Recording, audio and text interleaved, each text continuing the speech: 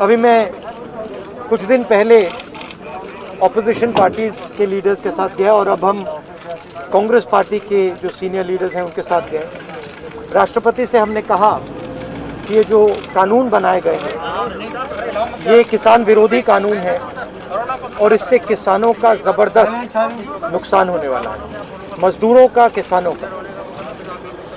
सरकार ने कहा था कि ये कानून किसान के फायदे के हैं और देश को दिख रहा है कि किसान कानून के खिलाफ खड़ा हुआ है।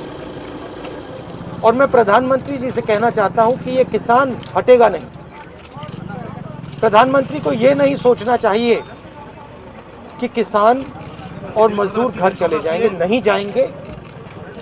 जब तक ये कानून वापस नहीं लिया जाएगा, जॉइंट सेशन कीजिए और कानून को एकदम वापस लीजिए, क्योंकि किसान वापस नहीं जाने वाला है।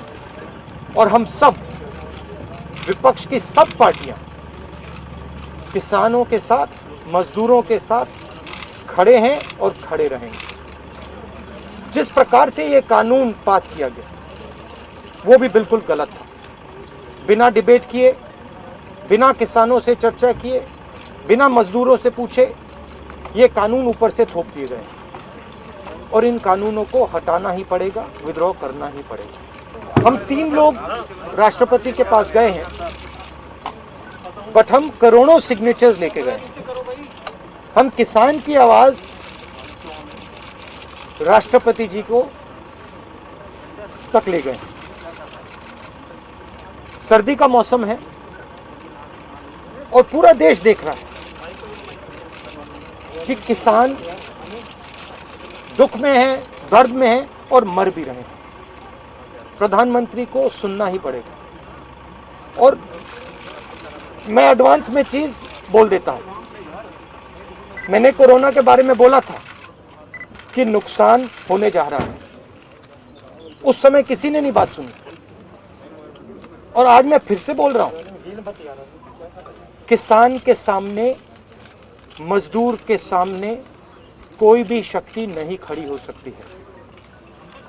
अगर प्रधानमंत्री जी ने कानून वापस नहीं लिए, सिर्फ बीजेपी को नहीं, सिर्फ आरएसएस को नहीं, देश को नुकसान होने जा रहा है। बीजेपी, नरेंद्र मोदी जी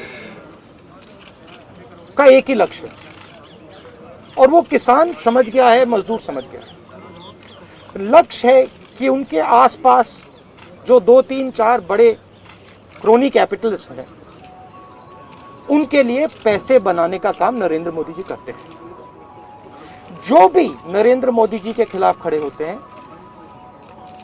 वो उनके बारे में कुछ ना कुछ गलत बोलते रहते हैं। किसान खड़े हो जाएंगे तो किसान को आतंकवादी बोलेंगे, मजदूर खड़े हो जाएंगे तो मजदूर को आतंकवादी बोलेंगे। एक दिन अगर मोहन भागवत खड़े हो गए तो कहेंगे ये भी आतंकवादी। मतलब जो भी नरेंद्र मोदी जी से सत्ता लेने की कोशिश करेगा वो आतंकवादी है। और नरेंद्र मोदी किसके लिए काम कर रहे हैं वो मैंने आपको बता दिया।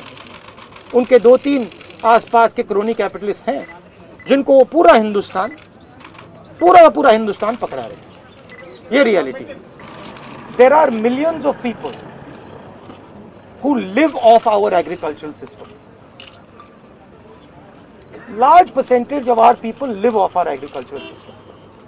These are laborers, they are farmers, they are small traders. These are these people, and they are the backbone of the country. Now, we understand that agriculture has to be reformed. What we are saying is that if you destroy this system, these millions of people will have nothing to do. They will not be able to feed themselves. And you will create massive destruction, massive pain in the country. Why is the Prime Minister doing this? It is a very simple calculation. The Prime Minister is doing this because he wants to help 2 or 3 business people. He does not care what happens to these people. He will construct whatever narrative he has to construct to make sure that the wealth transfer that is taking place to 3 or 4 people continues. He will call people terrorists. He will call people anti-nationals.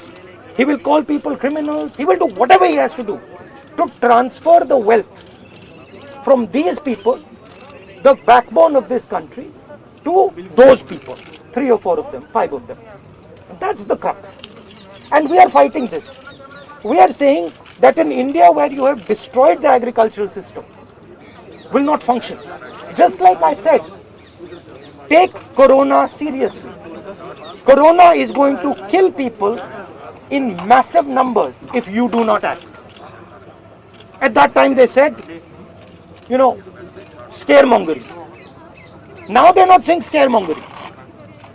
When I suggested to the Prime Minister that do not do this in a centralized way, give power to the chief ministers, he didn't do it.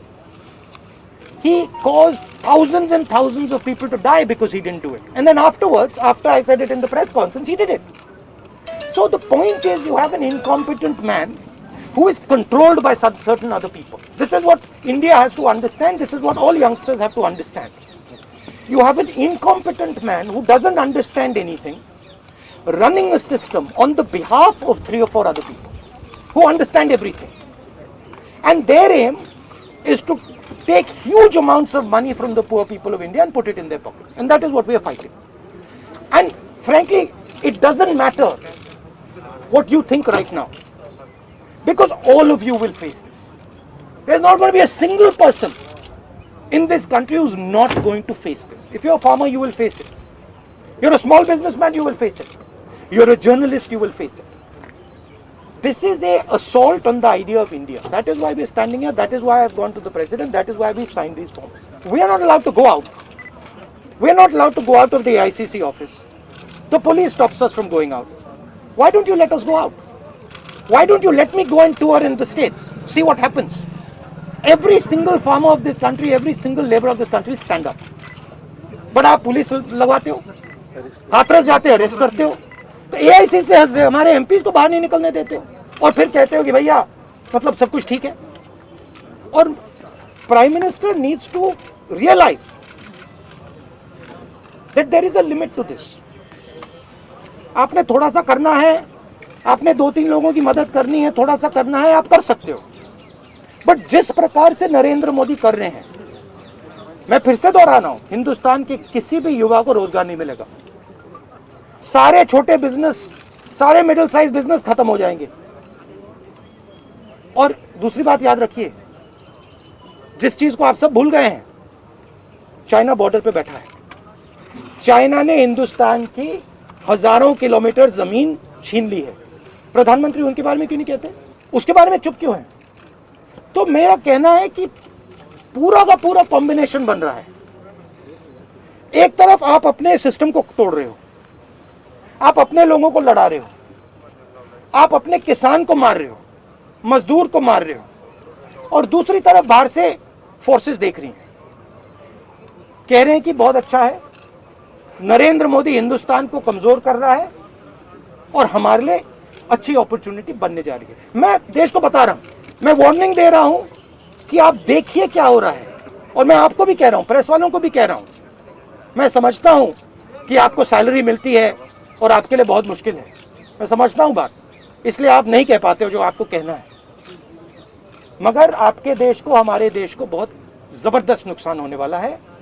बहुत dangerous रास्ते पर यह देश चल रहा है. कांग्रेस के तमाम एमपीज को इंक्लूडिंग प्रियंका जी को भी जो है डिटेन करे, उसका आपको वो तो तरीका है, इनका तरीका है डिटेन करना, मारना पीटना, ये इनका तरीका है. बट हम नहीं करते. आपको लगता है सही है?